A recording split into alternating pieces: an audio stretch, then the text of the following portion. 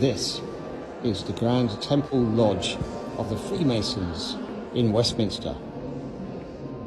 But it was also used by the Marvel Cinematic Universe as Doctor Strange's laboratory in the latest film.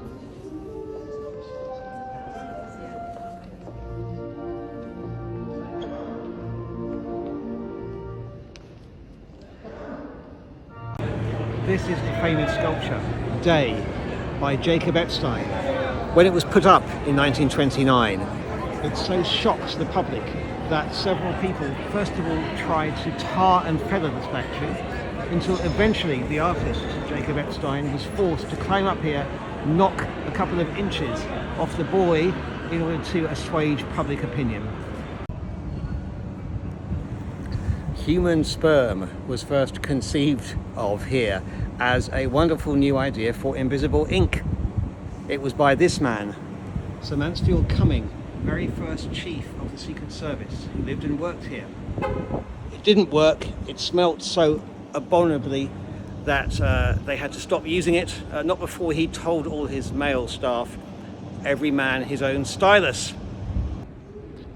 I'm here in the Guildhall Art Gallery, the emptiest gallery in London, just about, and it's full of absolute treasures. I'm a guide here, and I'm going to show you one of the most exciting things here of all, a real surprise that's so important to the history of this country. Let's go down the stairs. Hopefully I can make it quicker. Okay, so we pass by Prince Charles with his nice ears. Let's run round the corner. It's completely free. We have here a genuine, original Roman amphitheatre in the basement, you can see, but also right at the end of the picture, in the corner, we have here an original copy of the Magna Carta from 1297 for King Edward I. This painting's in the Guildhall Art Gallery. It shows on November the 9th, 1888, the glamour and glory of the Lord Mayor's show that takes place every year in the city, with the wealth and pageantry on display. You'll notice that, amongst other things, this little boy is stealing an apple. Lots and lots of police in the crowd. The reason being that this was actually in the middle of the reign of terror of Jack the Ripper. In fact, this morning, the 9th of November, 1888, was the date that Mary Kelly, the last known victim of the Ripper, was discovered less than a mile away in Whitechapel, in that direction to the east. The reason why so many police was here was because of public disturbance at the activities of the Ripper. The crowd were baying for the resignation of the Met Police Commissioner, in fact, at the time of the show. So it reveals the contrast between the glamour and the terrible degradation, crime and poverty of the City of London at the time. One small point, this gentleman here, his hat was so annoying that the man behind him was crushing it down to get a better view. It was at this very bus stop in September 1978 that Georgy Markov, the Bulgarian dissident who'd been pouring scorn on his former government's policies, was murdered on orders of the secret state by a poisoned pellet in the tip of an umbrella that was stabbed into the back of his thigh. He died within days from the ricin poison from a ball bearing that had been covered with wax. Slowly his body heat released the wax, the ricin poisoned him, and he died in agony, poisoned by an umbrella while standing on this bus stop on Waterloo Bridge. I'm in the historic amphitheatre discovered in the 1990s, but dating to 70 AD in the centre of the City of London, and I have with me an original, real coin from the Emperor Constantine.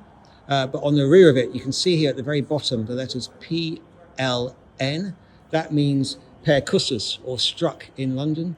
This coin may well have even been spent in this amphitheatre. Get your wolf nipple chips here. What have the Romans ever done for us? People's front of Judea.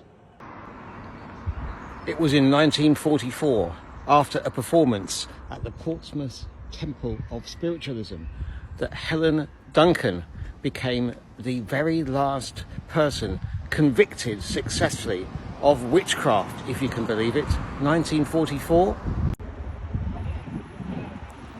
So I'm here today for a tour of the Billingsgate Roman bathhouse, but I want to talk about my shoes instead first. Basically, Elton John back in 2009 sold off thousands of his clothes and shoes, etc. In Covent Garden for his AIDS charity, and I was lucky enough to buy a pair. Have a look at this. This is a genuine Louis Vuitton shoe in Elton's size, because he's size 8. David Furnish is in size 7.5.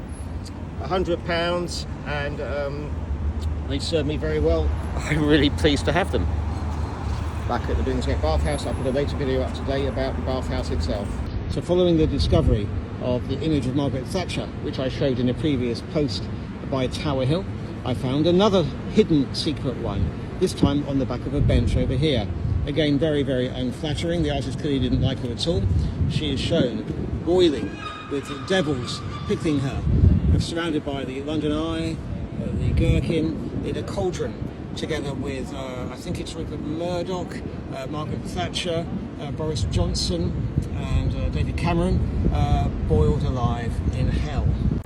This is the Temple Bar Monument in front of the Royal Courts of Justice, where the Rebecca Vardy, Wagatha Christie trial took place. When the architect of the Royal Courts of Justice saw the plan for this build, the monument, he objected to it, saying it's a most inappropriate erection in a most unfortunate position. This is the view of St Paul's Cathedral from the Stealth Bomber, the building that's designed not to be noticed. By Jean-Pierre Nouvel, Prince Charles tried to have the architect sacked from the building as he objected to it. If you're crossing the Millennium Bridge, don't just look at St Paul's Cathedral. Don't just look at the Tate Modern. Look down for the real art, the chewing gum art.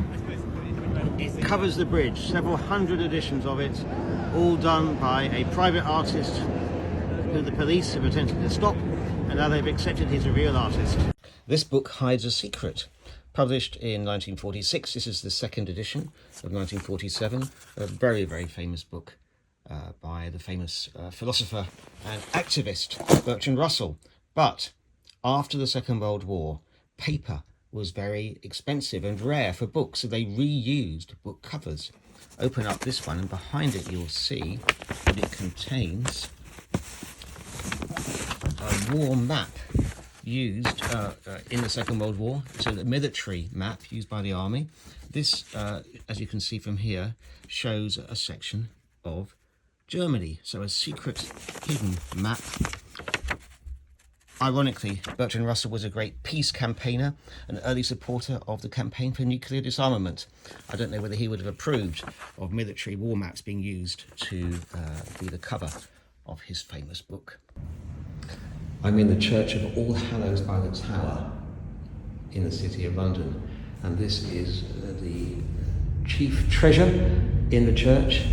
This is a carved font cover, carved as a present for the church in 1682. It's carved of wood, astonishingly so. The name of the sculptor is a man called Grinning Gibbons, the most famous wood sculptor in English history, almost certainly. It's an absolutely stunning piece of work, carved out of lime wood. Each of the angels, or the putti rather, has a very distinctive face associated with it. And someone's climbing up, trying to reach the bird. And famously, Grinning Gibbons is said to have put a pea pod in each of his commissions. And if it was open, it meant he was happy with the client. Closed, not. There's no sign of one on this sculpture, unfortunately, but it is absolutely stunningly beautiful. It's exactly 40 years ago today, the 18th of June 1982, that Roberto Calvi was found hanging from this bridge. His death was declared suicide, despite the evidence that he was effectively God's banker working for the Catholic Church. He was a member of a Masonic lodge called P2, and the bank that he was involved in had collapsed a few months earlier with massive debts in the hundreds of millions of pounds. It took until 2007 for before a trial of his alleged murderers took place, in which almost irrefutable evidence was put forward that he couldn't have possibly made his way across the scaffolding here to hang himself by an orange rope. There was no evidence of any brick dust in his hands, although his pockets were full of bricks to weigh him down. And it's still an unsolved mystery. However, it's almost conclusive that he was not a suicide victim here, but he was murdered. I'm here alone, waiting for a tour group to arrive in the Roman bathhouse in Upper Thames Street. This is the house itself, built maybe 190, but about 100 years later, this bathhouse was added on very mysteriously. No one knows why, because it's a private house overlooking the River Thames, which would have been right in front of the building. Why stick this massive bathhouse building in your courtyard, obstructing the view? Now, this first section is the frigidarium, and it was actually built first. You can see the shoddy brickwork here between the two sections. It was the shape of an original Roman temple, which could have meant that it was originally actually designed for that purpose, and then they decided to extend it with the bathhouse later. Who knows? This is where the furnace would have been to heat the flames. This is the tot room, the caldarium. Over there is the tepidarium, or the warm room, and as I mentioned earlier, this is the cold room. Some people think that this might have been added in to form a brothel, even, possibly, or perhaps a mansio, a staging post for people who would have entered the city via the nearby gate at Aldgate. The wall was built about 10 years after the house, maybe, so it could have coincided with that, but it's all a great mystery. Feel free to come here. Tours are given on Saturdays, 3 times each weekday, Saturday, and I'm one of the guide on a rota. You can book via Eventbrite. It's an absolutely astonishing place to visit. So I'm at Peter Harrington's, the rare bookseller, and I'm a Harry Potter nut. I'm going to show you some of the incredibly rare Harry Potter editions on sale in this shop. First off, these are all first editions. This one is signed by J.K. Rowling herself. This is the most expensive of them. First edition of The Prisoner of Azkaban. I'm going to touch it very carefully, and you can see it's on sale for, yes, a fair bit of money, but it's in absolutely mint condition there. Oops. Here's another edition of the second book, The Cambridge Secrets. Again, first edition. Not quite so expensive, I'm sure very worth it. And finally, signed by J.K. Rowling herself. This edition, half-blood French. So this is Peter Harrington Bookshop. They are an incredible bookshop. I bought stuff from them myself. I won't tell you how much I paid for it, but I love this place so much. So we're here in Charles Dickens' bedroom in his house in Doughty Street. And there's a secret surprise here, which is this ring. This ring, which has a serpent on it, was a gift from Dickens' wife to her sister, with whom it is rumoured he had a more than inappropriate relationship, and she was subtly commenting on her feelings towards her about it. I'm in Apothecaries Hall, one of the great livery companies of the City of London. Apothecaries deal with medicine and doctors. Amongst their treasures, I've noticed this amazing painting attributed to Nicholas Hilliard, the famous miniature painter of the Battle of Armada in 1588. Fabulous treasure here. But a fascinating little thing I found here is that doctors, royal doctors, often attended the death of kings. And we have over here, in this cabinet corner, a handkerchief. And the handkerchief sign at the bottom says it was appropriated, more like stolen, by a Dr. Nussey from the deathbed in 1830 of King George IV himself. And it's been donated to the hall. I'm in Apothecaries Hall in the middle of the City of London, one of the famous livery companies. And there's a cabinet case here in memory of Elizabeth Garrett Anderson, the first ever woman in the country of the UK to qualify as a physician and as a surgeon. And here is her pass exam as an Apothecaries member. Here is her examination certificate. And he has an indentureship, all to become a member of this honourable society with a first day covered in memory. Famous suffragist campaigner, first ever female Lord Mayor in this country as well, Elizabeth Garrett Anderson.